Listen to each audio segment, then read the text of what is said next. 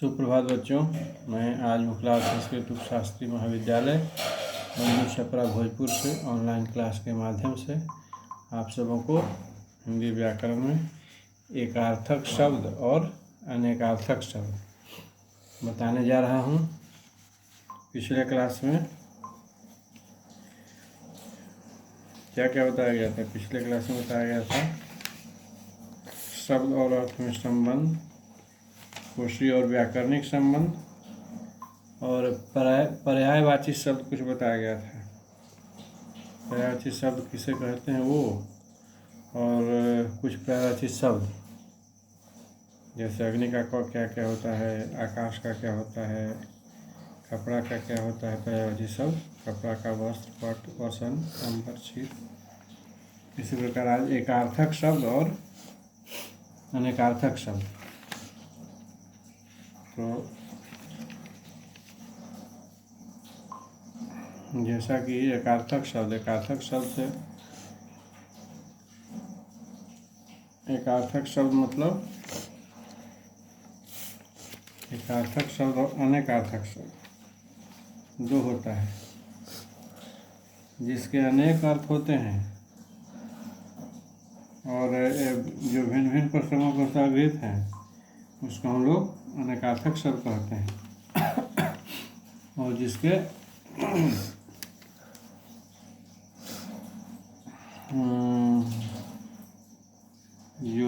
जो वाक्य का एक शब्द में अर्थ निकलता है वह एकार्थक शब्द कहलाता है। जैसे मन का गर्व,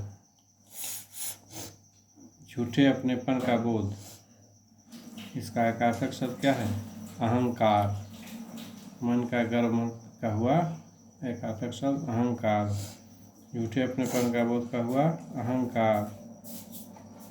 नैतिक नियमों का उल्लंघन पाप है, जैसे झूठ बोलना, इसका अर्थ क्या है? इसका एकार्थक शब्द क्या है? पाप। अनुकंपा एकार्थक शब्द है, अनुकंपा। इसका अनुकंपा मतलब बहुत कृपा, किसी के दुख से दुखी होकर उस पर की गई जो दया है वही अनुकंपा कहलाता है। इसको एक शब्द में लिखेंगे, एक अर्थी में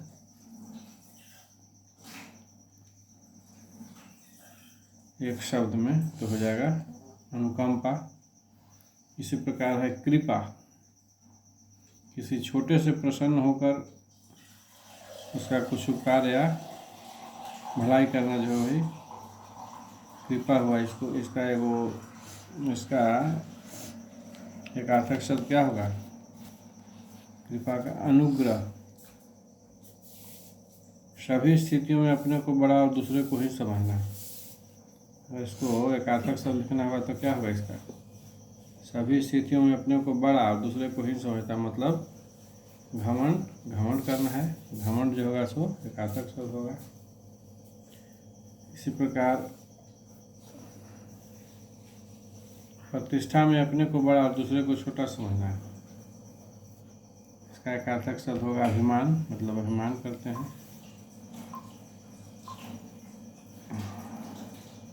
किसी विषय या व्यक्ति पर शुद्ध भाव से मन केंद्रित करना का एकार्थक शब्द होगा अनुराग, अफेक्शन अंग्रेजी कहेंगे इसको। और मोह जनित आसक्ति एक एकार्थक शब्द है। क्या चीज़ का? तो मोह जनित जो प्रेम है उसको आसक्ति कहते हैं। इसी प्रकार अंतःकरण, विशुद्ध मन की विवेकपूर्ण शक्ति जो है वह अंतःकरण कहलाता है। अंतःकरण जो है वही एकार्थक शब्द है। इस प्रकार है जीवों में चेतन या अतीन्द्रिय और अभौतिक तत्व, या जिसका कभी नाश नहीं होता, ये सब जितना है वाक्य सब का एकार्थक शब्द होगा आत्मा, जिसका कभी नाश नहीं होता। कुछ क्या जी है? आत्मा। जीवों में चेतन, इसका भी वही हुआ आत्मा। अतीन्द्रिय और अभौतिक तत्व, इसका भी एकार्थक शब्द हुआ आत्मा। अब देखिए, किसी गोष्ठी, समिति, परिषद या संस्था के अस्थायी प्रधान जो है उसको क्या कहते हैं हम लोग, उसका एकार्थक शब्द क्या होगा, अध्यक्ष। उसको हम लोग अध्यक्ष कहते हैं, तो यही अध्यक्ष जो है सो एकार्थक शब्द होगा। बिना किसी सामग्री के भक्तिपूर्ण विनय अथवा प्रार्थना, इतना वाक्य को हम लोग एकार्थक शब्द में लिखेंगे क्या, तो पूजा, किसी श्रेष्ठ का मान या स्वागत, इसका एकार्थक शब्द होगा अभिनंदन। अपनी सभ्यता और प्रथा के वश किसी को सम्मान देना, इसका एकार्थक शब्द होगा स्वागत। इसी प्रकार पूजनीय जो है वह एकार्थक शब्द है। पूजनीय शब्द एकार्थक क्या चीज़ का है, तो पिता, गुरु या महापुरुष के प्रति सम्मान सूचक जो शब्द है वह पूजनीय है। तथा किसी भी वस्तु की साधारण चाह, इसका एकार्थक शब्द है इच्छा। किसी विशेष वस्तु की हार्दिक इच्छा, एकार्थक शब्द हम लिखेंगे अभिलाषा। काम करने की बढ़ती हुई शक्ति, इसको एकार्थक शब्द लिखेंगे हम लोग उत्साह। भय पर विजय प्राप्त करना, इसका हम लोग लिखेंगे एकार्थक शब्द में साहस। अभाव या असमर्थता का मानसिक और शारीरिक कष्ट होता है, इसको हम लोग लिखेंगे एकार्थक शब्द कष्ट। निर्धनता के कारण जो दया पात्र हो चुका है, इसको एकार्थक शब्द में हम लोग लिखेंगे दीन, दीर्घिकार दीन है, दीन मतलब गरीब। और जिसे पेट पालने के लिए भीख मांगनी पड़े, उसको एकार्थक शब्द में क्या लिखेंगे हम लोग, कंगाल। दूसरे के दुख को दूर करने की स्वाभाविक इच्छा, क्या हम लोग लिखेंगे एकार्थक शब्द होगा दया, अंग्रेजी में कहते हैं इसको मर्सी। और दूसरे के कष्ट को दूर करने की साधारण चेष्टा, एकार्थक शब्द होगा कृपा, काइंडनेस, अंग्रेजी में कहेगा काइंडनेस।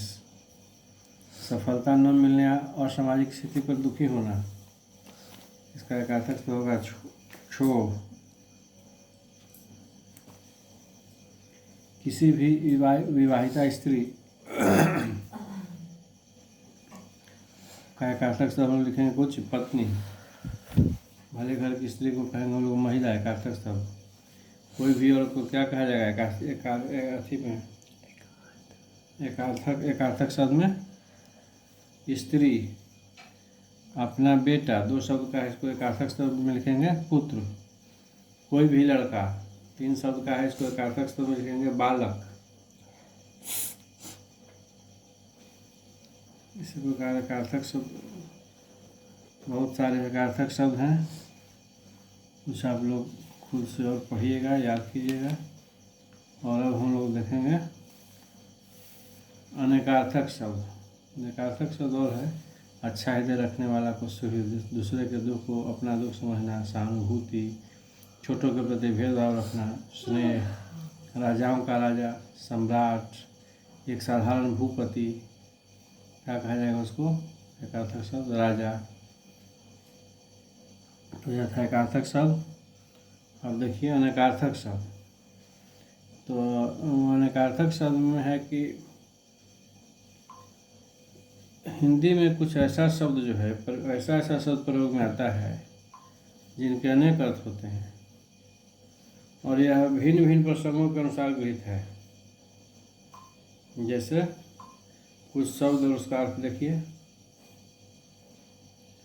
जैसे शब्द है अक्ष, तो अक्ष का अर्थ है आँख, सर्प, ज्ञान, मंडल, रथ, चौसर का पासा, धुरी, पहिया, आत्मा, कील।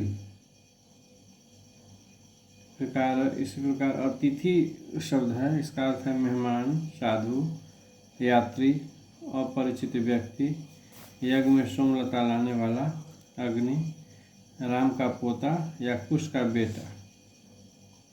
अतिथि, राम का पोता का भी नाम कुश का बेटा का था अतिथि। अरुण, अरुण शब्द का अर्थ है लाल, सूर्य, सूर्य का सारथी इत्यादि।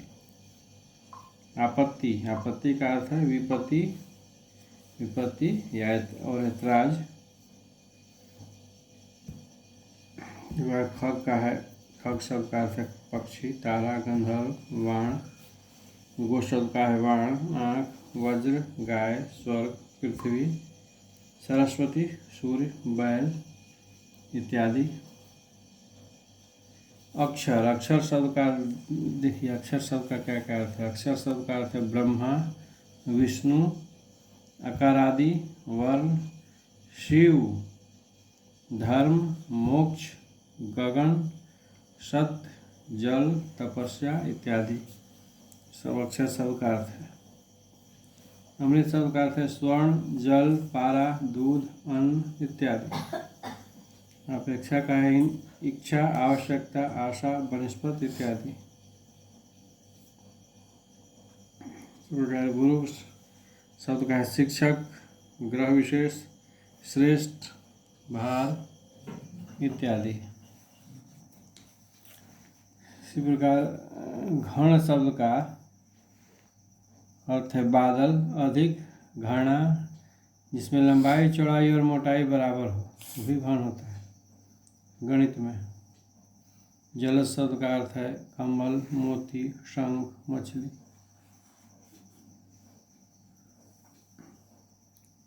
इसी प्रकार पानी का है जल, इज्जत, चमक। महावीर का है हनुमान, बहुत बलवान। और एक जैन तीर्थंकर भी थे महावीर।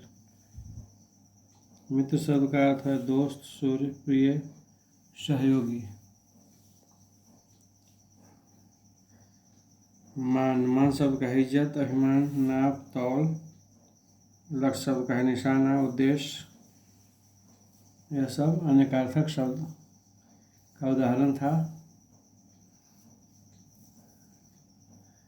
इसका एक अर्थ का अनेक अर्थ निकलता है, जो भिन्न भिन्न प्रयोग प्रसंगों के अनुसार है। यह था एकार्थक शब्द और अनेकार्थक शब्द का उदाहरण। अब कुछ और एकार्थक और अनेकार्थक शब्द जो है ये सब आप लोग याद कर लीजिएगा, और कुछ किताब से भी याद कर लीजिएगा। और आज के क्लास में इतना ही। कल अगला क्लास में आप सब लोगों को विलोम या विपरीतार्थक शब्द के बारे में बताया जाएगा। तब तक के लिए आप सभी बच्चों को शुभ दिन।